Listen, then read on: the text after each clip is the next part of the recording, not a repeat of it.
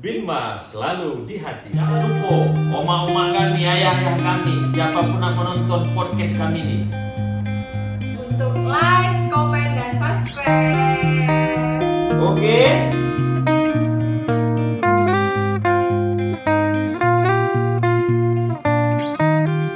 Lagi di podcast Satu Hati. Pagi ini dengan saya Bribtu Tahara dan rekan saya Bribka Rahmat Hidayat Siregar. Segar. Segar. Pagi ini tamu kita sangat luar biasa nih Bang. Ada dua yang Masya Allah. Berkah ya nampaknya, bercahaya-cahaya gitu. Alhamdulillah. Boleh diperkenalkan dulu Pak Ustaz? Sebelum kita memperkenalkan Ustadz ini, ada pantun nih Bang. Oh, ada pantun pula ya? Anak raja memancing ikan, ikan dibawa pulang dengan pedati. Selamat datang kami ucapkan kepada Ustadz kami di podcast Satu Hati, Binma selalu di hati. Balasan juga nih kita. Iya. Duduk nak dibesilah sambil berpantun di malam yang indah. Kepada anak tuan guru kami minta wasilah sambil mengucapkan salam. Assalamualaikum warahmatullahi wabarakatuh. Waalaikumsalam warahmatullahi wabarakatuh. Alhamdulillah. Sebelumnya kita perkenalkan dulu Ustadz kita ini ya, Bang. Boleh. Supaya juga yang lain nanti bisa tahu bahwasanya kita ada ungkapan mengatakan tak kenal maka tak sayang, kan gitu kan? Tak kenal maka tak cinta ya. Nah, itu lain lagi penjelasannya nanti panjang kan gitu. Boleh dari Ustadz. Ya, baik. Terima kasih pemirsa dimanapun kita berada. Alhamdulillah hari Ramadan yang keempat ini membawa berkah bagi kita. Kami Dr. Al-Ustadz Dr. Haji Amhar Mustin MA sehari-hari pengurus Majelis Ulama Sumatera Utara, sekalian juga dosen pasca sarjana S2 S3 Universitas Islam Negeri Sumatera Utara. Pada hakikatnya Tiara dan Siregar ya Rahmat, kita ini berbincang ini namanya juga merupakan bagian daripada majelis taklim ya. Orang yang duduk di majelis taklim sepanjang Ramadan ini dia mendengar, maka fadilatnya sama dengan sholat sunat. Kalau di luar Ramadan 100 rakaat, di bulan Ramadan kali 7.000 rakaat. Jadi himbauan kita ini ada 3 hal yang perlu kita sampaikan. Yang pertama, perlu kita tanamkan dulu makna Ramadan ini satu-satunya nama bulan yang ada dalam Al-Quran. Ramadan ini bulan pembakar, bulan panas. Jadi Ramadan juga adalah merupakan bagian daripada pembakar dosa. Maka kita harus mendapatkan Ramadan ini sebuah kebahagiaan. Dan tidak semua orang bisa mendapatkan Ramadan ini. Kalau umpamanya dia sudah meninggal dunia, dia tidak bisa lagi Ramadan tahun ini. Atau dia masih hidup tapi tak punya iman, dia juga tidak menikmati suasana Ramadan ini. Atau yang ketiga dia sakit, opname dan lain-lain, sehingga membuat dia tidak bisa berpuasa dan beribadah. Tapi dia wajib membayar fidyah ya untuk menyempurnakan ibadah Ramadannya. Jadi oleh sebab itu kata Rasulullah, barang siapa yang gembira hatinya menyambut kedatangan Ramadan, jangankan tubuhnya, bulu romanya pun haram dijilat api neraka. Coba bayangkan itu ya. Gembira melaksanakan Ramadan dan menyambut Ramadan itu. Kita sering berdoa ya Siregar ya. Rabbana atina fid dunya hasanah wa fil akhirati hasanah wa qina azabannar. Ya Allah, bahagiakan duniaku, bahagiakan akhiratku, lepaskan hamba-Mu dari azab api neraka. Nah, cuman kegembiraan ini, kegembiraan yang ukhrawi, kegembiraan yang dasar-dasar iman. Ada duanya orang gembira, Tara, kalau masuknya Ramadan ini seperti tukang kue raya, ya kan, tukang gorden, tukang cat, karena bakal banyak orang mencet rumahnya, tukang kursi, ya kan. Nah, mungkin tukang kue raya, terutama tukang jahit, karena orang pakai jahit baru. Tapi ada juga orang gembira, itulah anak-anak remaja yang tak punya ilmu agama. Dia kegembiraannya cemana? Itulah mercun, meledakkan mercun, kemudian melempar-lempar mercun kepada orang yang lewat, berkumpul-kumpul, apa itu namanya Regar? Ngaburit atau apa?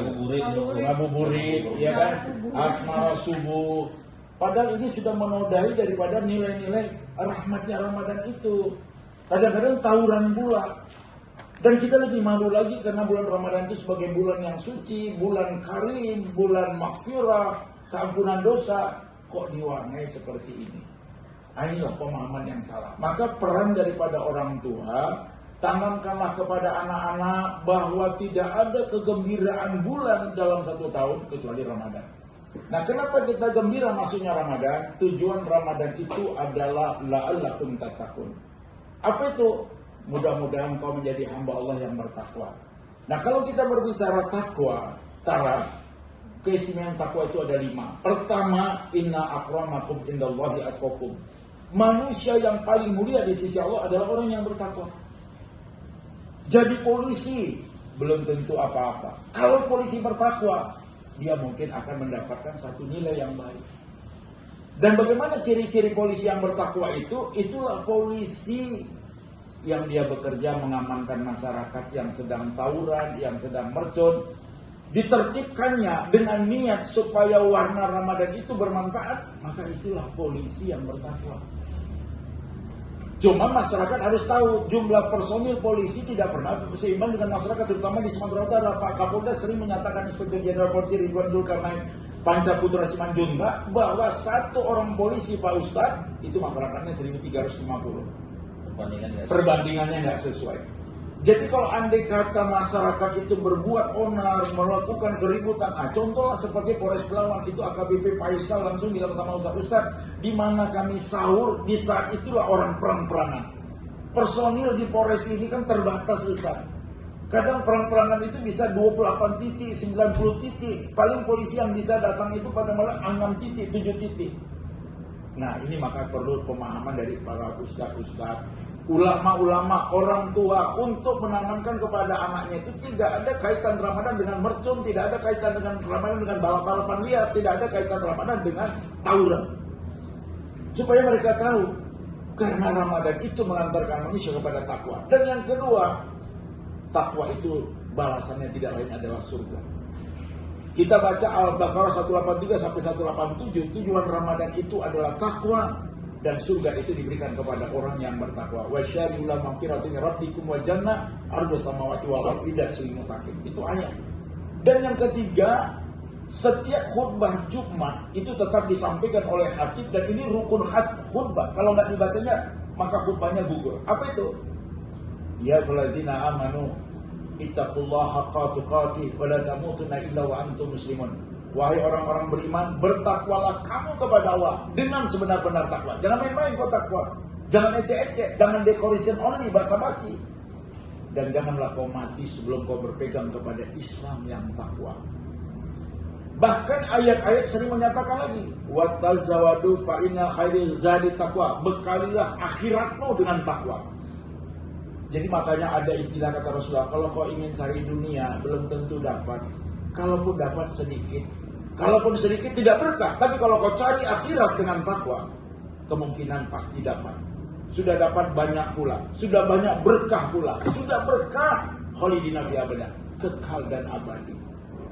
Itulah nilai takwa yang kita peroleh. Bagaimana kita nggak senang? Tidak ada ayat yang menyatakan sholat menjadi takwa, haji menjadi takwa, zakat menjadi takwa, nggak ada. Tapi orang puasa inilah la'allakum tattaqun. Kau menjadi orang yang bertakwa. Maka rugilah kita tidak memanfaatkan puasa ini dengan arena gembira. Baru yang kedua, bahwa tujuan puasa itu la'allakum tashkurun. Semoga kau menjadi hamba Allah yang bersyukur. Maka Ustaz bilang tadi, podcast Satu Hati ini bersyukur kita. Sepanjang Polda ini ada di Tanjung Brawa, belum ada Dirbimas yang punya podcast seperti ini. Ayo kita bersyukur. Maka Ali bin Abi Thalib usia meninggalnya 83 tahun. Doanya cuma satu. Ya Allah ya Rabbi, masukkan hambamu dalam kelompok orang yang sedikit yang tahu bersyukur. Berarti kesimpulan, orang yang bersyukur itu jumlahnya nggak banyak. Dan kalau kita bersyukur, la in syakartum la azidanakum wa la in kafartum inna adzabi lasyadid. Kalau kau bersyukur, Allah akan tambah nikmat. Tapi kalau kau kufur, Allah tambah azab yang sangat pedih. Misalnya Tara, bersyukur dia dapat Avanza, ditambah Allah Innova. Bersyukur lagi Siregar mendapatkan Innova, dikasih Allah Alphard. Bersyukur lagi dapat Alphard, dikasih Allah Fortune. Alphard dengan Fortune mana lebih mahal? Alphard sama Fortune lebih mahal Alphard. Oh ya, balik. Dan dikasih Allah nanti Burko ini tuh. Ya, itu lebih mahal lagi. Jadi yang penting kita bersyukur. Tara pun, ya Allah aku bersyukur masih pangkatku berito. Kalau Bang Regar dia udah berika misalnya, gak apa-apa Tara. Jadi mudah-mudahan nanti Tara dapat jodoh di atas berika lagi, iya kan? Nah itulah kalau kita bersyukur. Jadi kesimpulan orang yang kufur nikmat Allah berikan azab. Kata juru bicara KPK, sejak 2021 sampai 2022 sudah 176 pejabat negara yang masuk penjara. Maka kita bersyukur kepada Allah dalam hidup ini. Baik, kemana kira-kira? Inilah ketika kita bertanya kepada Ustaz, memang bawaannya itu mau ceramah. Jadi begitulah. Kemudian Ustaz bolehlah diperkenalkan yang di sebelah Pak Yusri. Iya, terima kasih. Assalamualaikum warahmatullahi wabarakatuh. Waalaikumsalam. Saya Dr. Muhammad Yusri, MSc, sehari-hari sebagai akademisi sebenarnya di Fakultas Ilmu Sosial dan Ilmu Politik dan Pasca Sarjana di Universitas Muhammadiyah Sumatera Utara. Saya juga aktif juga di salah satu ormas di Muhammadiyah Sumatera Utara. Alhamdulillah, terima kasih Mas memberi kesempatan pada hari ini untuk sedikit memberikan semacam tausiah singkat ya, tausiah singkat. Maka saya ingin menambahkan apa yang disampaikan oleh Dr. Amhar Nasution tadi, bahwa di dalam surat Al-Baqarah 183 disebutkan ya ayyuhallazina amanu kutiba alaikumusiyam kama kutiba alal ladzina min qablikum la'allakum tattaqun. Ayat ini kurang ya. Kurang mulai dari seminggu sebelumnya. Rasanya nggak lazim juga kalau kita bacakan. Maka yang dipanggil oleh Allah itu yang berpuasa bukan ya ayyuha aslama, bukan orang Islam, tapi adalah orang yang beriman. Ya ayyuhallazina amanu.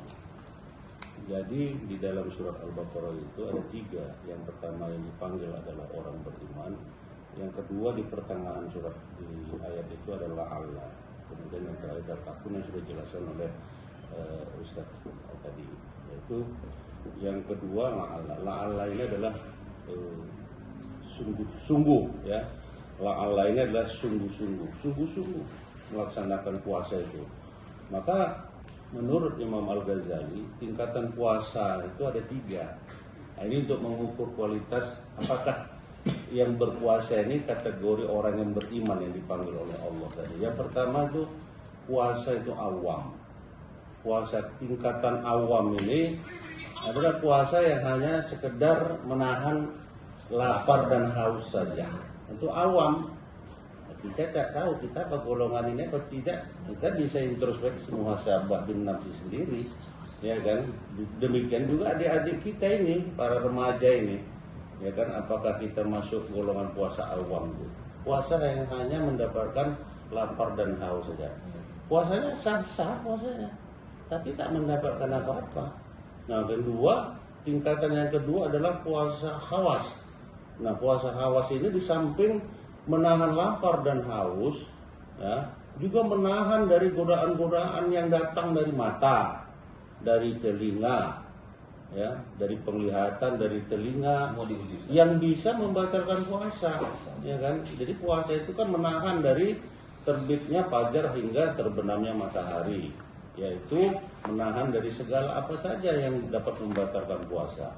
Nah, maka yang ketiga adalah tingkatan yang ketiga, ini yang paling paten, yaitu hawas al-hawas. Di samping dia menahan lapar, haus, menahan mata, telinga, lidah kita jangan melukai orang lain ketika kita puasa ini. Nah, dia juga detik per detik zikrullah, ingat kepada Allah. Ketika kita mau melakukan sesuatu misalnya pada ini yang tadi cerita banyak orang ngabuburit yang akhirnya mengurangi nilai-nilai puasa itu ya.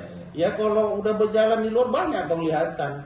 Mungkin ada, mohon maaf, anak gadis yang berpakaian auratnya terbuka, lalu kita lihat. Tapi kalau kita orang beriman, kita bisa menghindarkan itu. Karena ini bisa membatalkan puasa. Atau mengeluarkan kata-kata yang bisa melukai perasaan orang lain. Itu juga bisa mengurangi fadilah puasa itu. Nah, inilah contoh apabila kita bisa menahan haus lapar, kemudian bisa menahan ucapan-ucapan yang bisa melukai orang, yang melihat hal-hal yang dilarang oleh agama, mendengarkan apa-apa yang dilarang oleh agama, maka setiap detik kita zikrullah, ingat kepada Allah. Walaupun puasa ini sebenarnya bisa kita batalkan, bisa, kita bisa pura-pura puasa, ya. Ditanya orang puasa, padahal kita sudah membatalkan, bisa saja. Nah, tapi kalau orang yang dipanggil tadi adalah orang yang beriman, hendaknya tingkatan ketiga inilah yang harus kita perjuangkan, yaitu puasa hawas. Saya kira itu sebagai tambahan. Terima kasih. Jadi luar biasa ya. Inilah keberkahan duduk bersama ulama ini. Baru memperkenalkan diri langsung dapat ilmu. Saya langsung dapat ilmu dari Ustadz tadi, Ustadz Ahmad Nasution, dari Ustadz Yusri, kita langsung dapat nasihat. Nah, ini kita mau nanya sedikit Ustadz. Ini kan fenomenal yang tadi disampaikan Ustadz juga, anak-anak.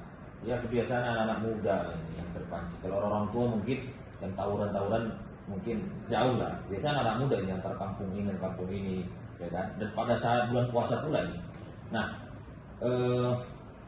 apa kiat-kiat kira-kira Ustaz? Kiat-kiat atau pesan-pesan Kamtibmas lah boleh disampaikan di podcast kita ini supaya menjadi nasihat untuk oknum-oknum sebenarnya Ustaz ya. Kan tidak semua. Cuma gara-gara oknum-oknum ini sehingga ternodai bulan suci Ramadan ini yang ada di khususnya Sumatera Utara. Yang boleh Ustaz? Ya, baik, terima kasih. Sebenarnya aman itu kuncinya sebenarnya adalah iman.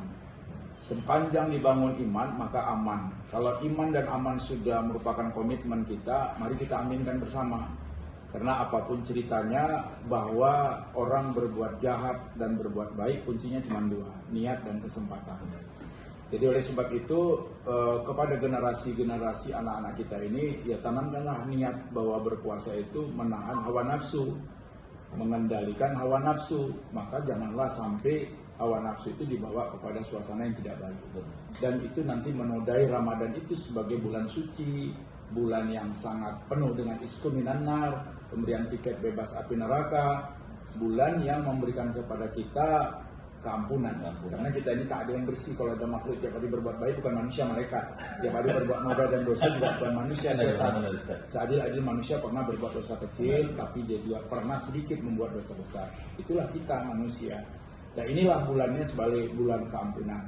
Maka oleh sebab itu kita pun bersyukur bulan ini bisa berpuasa. Kalau tahun lalu sedang COVID, kita nggak bisa kumpul-kumpul, nggak bisa kita social distancing harus, apalagi level 3. Tapi Kapolda Sumatera Utara sudah memberikan informasi bahwa untuk vaksin 1 dan 2 Sumatera Utara ini mencapai 94,15%.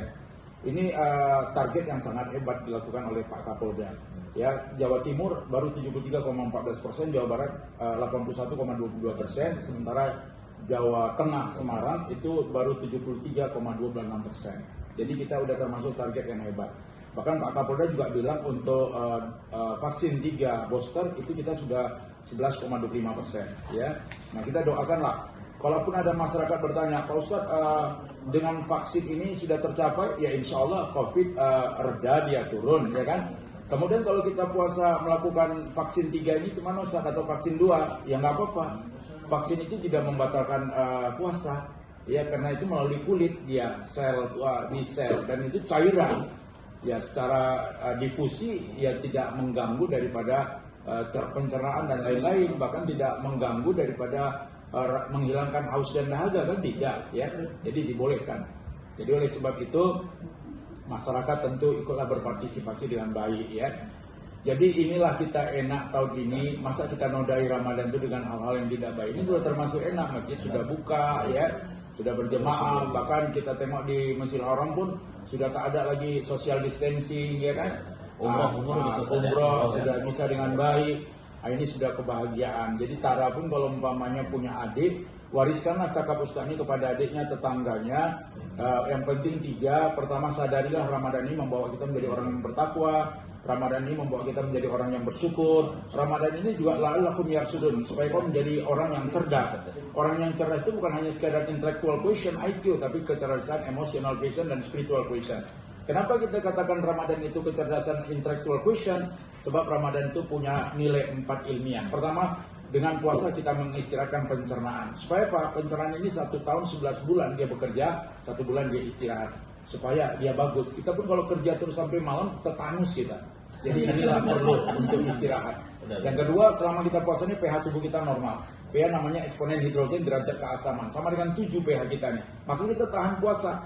Dan kita puasa di Medan ini dikurang 14 jam. Kita kurangi lah. Imsak 448, kita berbuka nanti 18.35. Dan kita disiplin dalam rangka meneruskan puasa. Baik, demikian dulu yang bisa saya sampaikan sedikit. Kemudian Ustaz, sebelum kita menutup podcast kita ini yang singkat dan penuh faedah ini, bolehlah Ustaz disampaikan juga untuk para mubalik-mubalik lainnya, untuk pencegahan terhadap ajaran-ajaran radikal, Ustaz. Contohnya mungkin menyampaikan sedikit pesan. Ya, baik. Nilai-nilai radikal ini sebenarnya bukan ajaran Islam. Kita tidak disuruh untuk melakukan sebuah kegiatan-kegiatan yang membuat kekacauan, apalagi juga berita-berita hoax, apalagi juga intimidasi, mengajak, mempengaruhi orang untuk berbuat jahat. Ulama itu adalah dai kantikmas. Dia harus betul-betul menjadi ulama yang peduli membangun keamanan, ketertiban di masyarakat. Jadi kita jangan sampai kondusivitas keamanan itu sangat mahal harganya. Tapi kalau sudah tidak aman, lebih mahal lagi biayanya. Nah, maka kita harus bekerja sama. Apalagi kita membangun partnership building, ya termasuk membangun community policing dengan polisi. Kenapa pertimbangan kita 3? Pertama, jumlah personel polisi tidak seimbang dengan masyarakat, maka kita bisa menjadi membangun persaudaraan yang baik sehingga kita bisa menjadi informan-informan kepada polisi. Dan yang kedua, sarana prasarana polisi kan terbatas, maka tidak sampai telinga polisi itu kepada masyarakat ke lapisan bawah. Maka jadilah ustadz-ustadz yang menuai nilai-nilai baik dalam rangka menerapkan kondisitas kantikmas. Kemudian yang ketiga, jadilah kita ustadz yang bukan memukul tapi merangkul, yang bukan mengejek tapi mengajak. Sentimen kita hilangkan, argumen kita tunjukkan. Selama itu benar, kita kuat melaksanakannya. Jangan kita ajak orang bertanding. Mari kita bersanding merapatkan saf, membina persatuan dan kesatuan, saling mendoa. Kalau dalam bahasa Arabnya, boleh kita mengulu asas saat kita tupang gabean. Ini juga falsafah yang baik. Saya rasa itu Pak Regar, Tara yang baik budi, yang bisa memandu acara ini, Tara berpahala besar, menghadirkan kami. Bahkan ini sudah diketahui oleh Bapak Kapolda, jadi ini kebanggaan kita juga, pemirsa. Pertama yang mengetahui kita sekarang berdialog ini adalah Kapolda Sumatera Utara. Ini dedikasi yang baik. Jadi Ustaz, terima kasih atas waktunya yang diluangkan kepada kami. Kami tahu Ustaz berdua ini jadwalnya sangat sungguh padat. Saya tahu sendiri tuh, apalagi Ustaz Amar, Ustaz Yusri juga, Masya Allah. Apalagi bulan Ramadan. Nah benar, pasti jadwalnya sudah full, sudah padat sekali. Jadi Ustaz, tadi kami membuka tadi ini dengan pantun. Izinkanlah kami nak menutup juga dengan pantun.